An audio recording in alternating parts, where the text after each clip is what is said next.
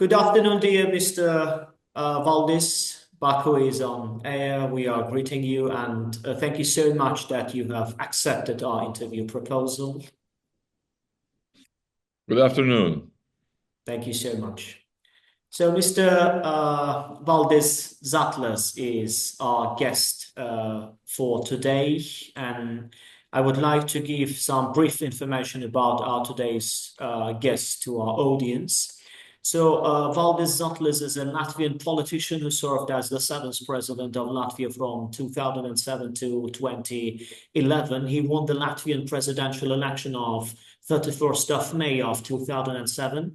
And he became the president of Latvia on 8th of July 2007 and left office on 7th of July 2011.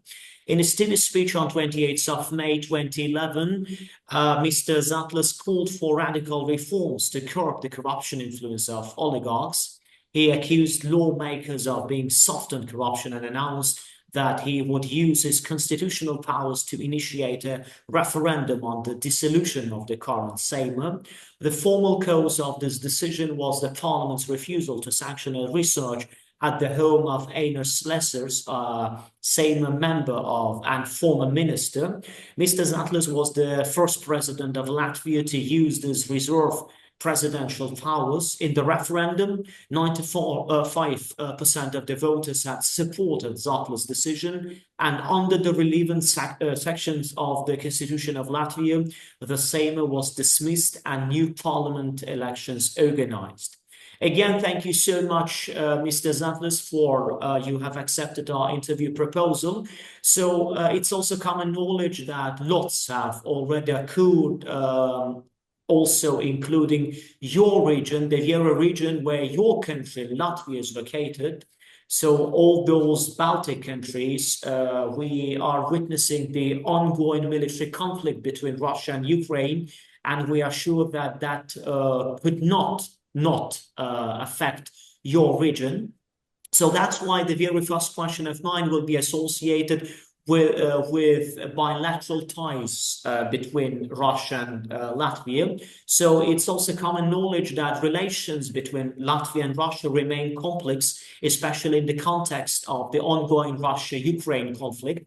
How do you assess the dynamics of these relations from the time of your presidency to the present, and what steps, in your opinion, can the Baltic states take to adopt their policies to modern security challenges? Thank you for a very good question. You are right. The relationship between Latvia and Russia has always been something extraordinary, neighboring countries, but I'm the only president of Latvia who visited Moscow on an official visit in 100 years. That means, something is not as usual in the Latvian-Russian relationship.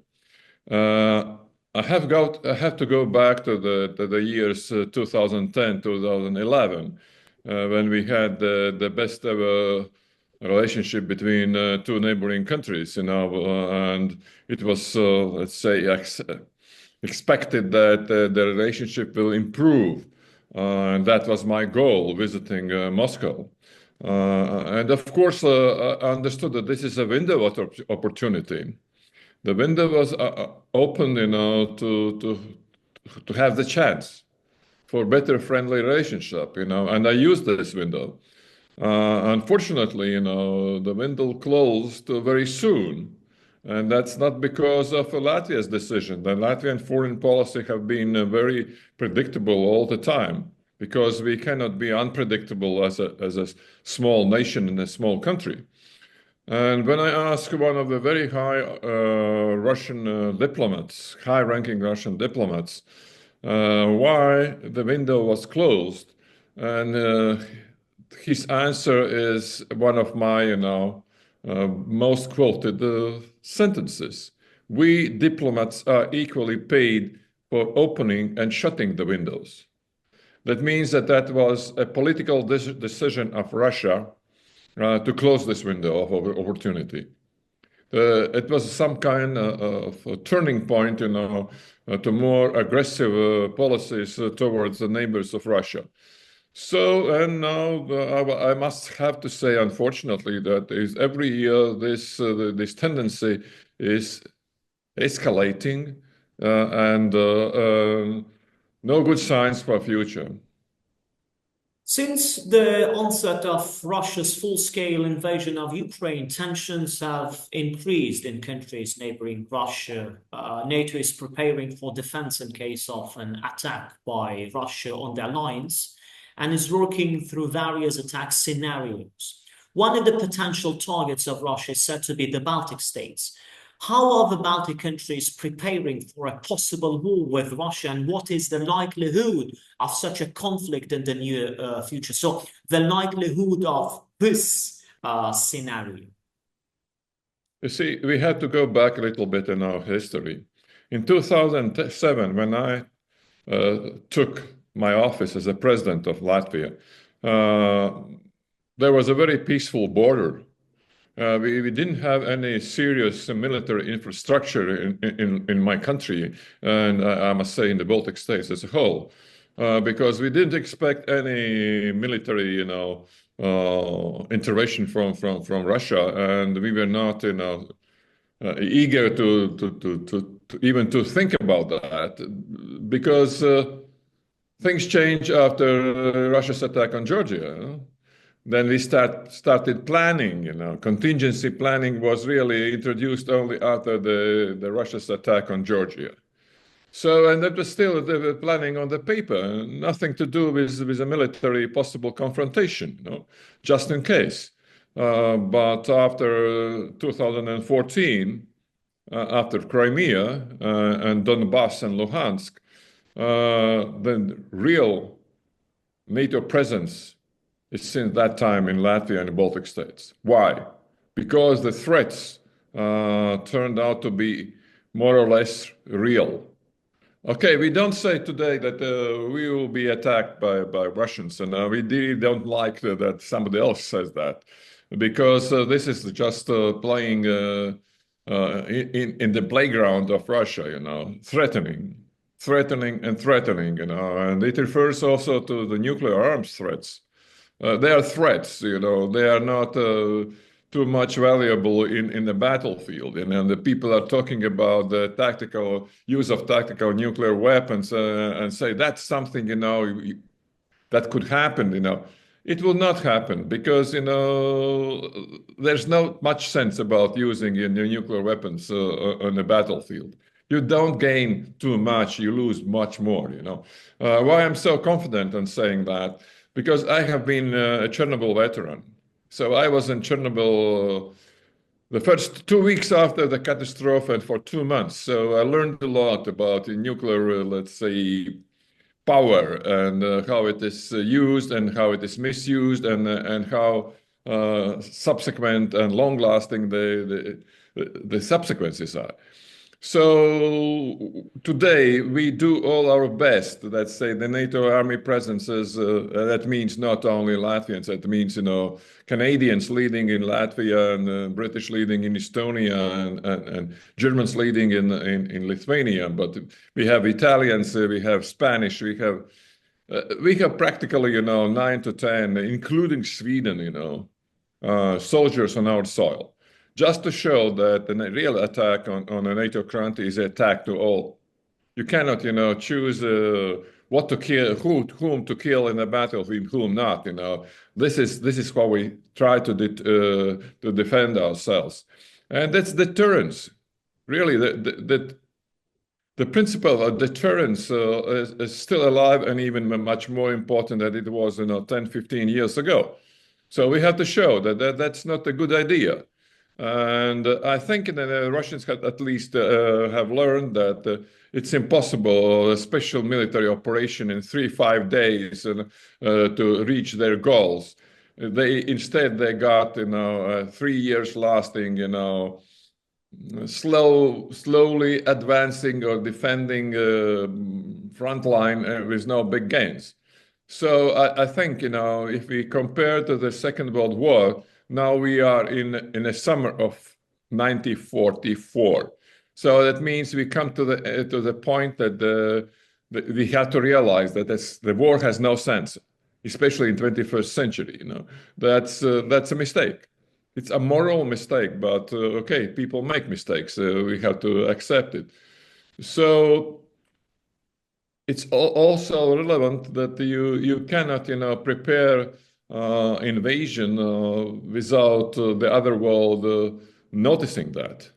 Okay, the West was too peaceful, watching the Russian army concentrating on the Ukrainian border. They couldn't imagine that they will attack in the real life. So it's gone. It's gone. If something is going to concentrate around the Baltic borders, the reaction will be immediate. So that time of surprise, or let's say wishful thinking that all nations are peaceful, has gone. Not all nations are peaceful.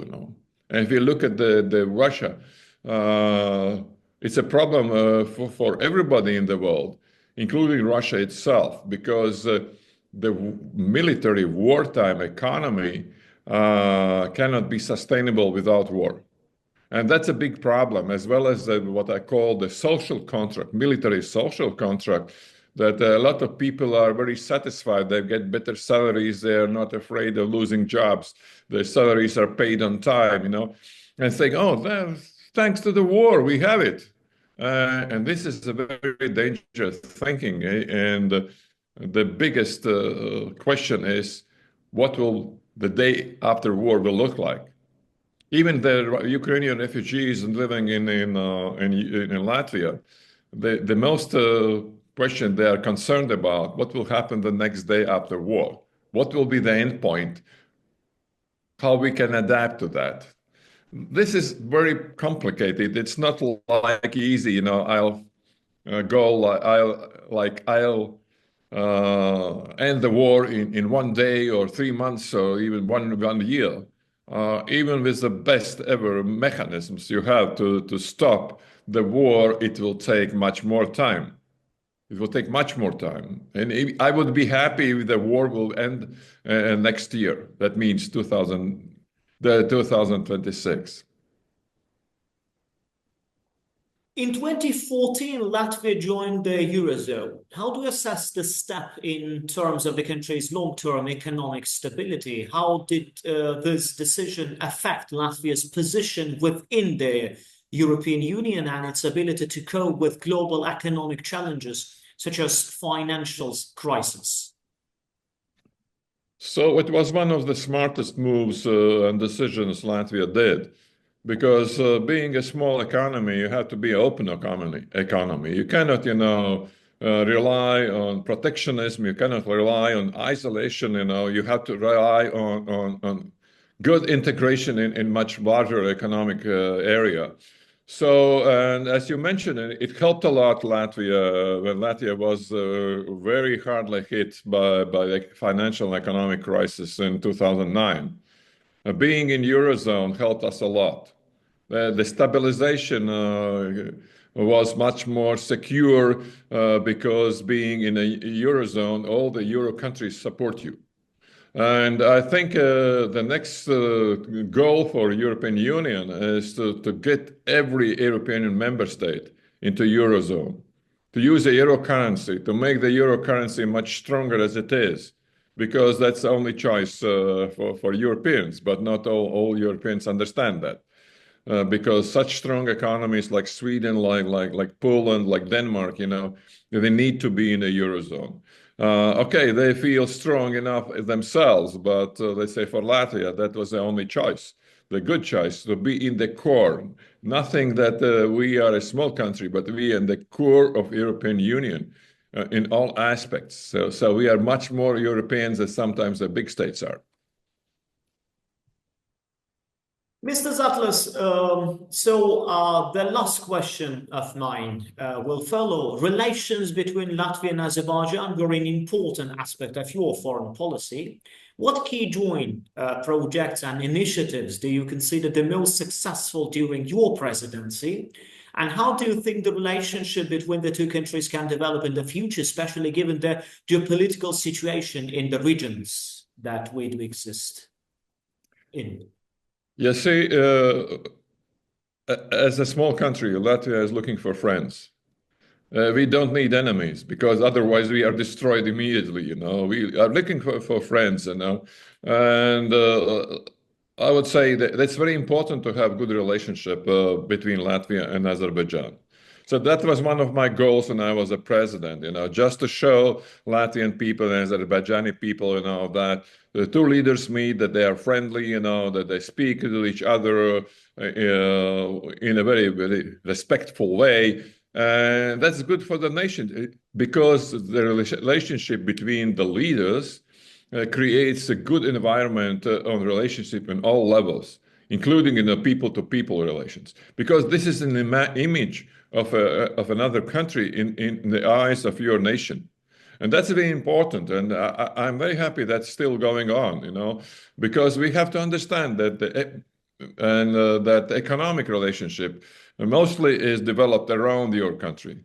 That means your neighbors, the closest or far neighbors are the biggest your economic partners. At the same time, Azerbaijan has an exception. It's an oil and gas country. And oil and gas is global business. It's not like that. That just trading, across your border. So I think we have succeeded pretty well.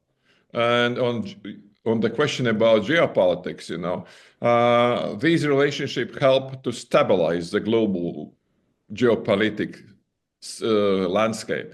Because, okay, some people may say the big powers will decide, No, it's not absolutely true. They all, small and big, will decide. And sometimes if the small unite, they can make much better. And in our interests, and Azerbaijan's interest, is stability in Caucasus. In our interest, Latvian interest, is stability in Baltic area.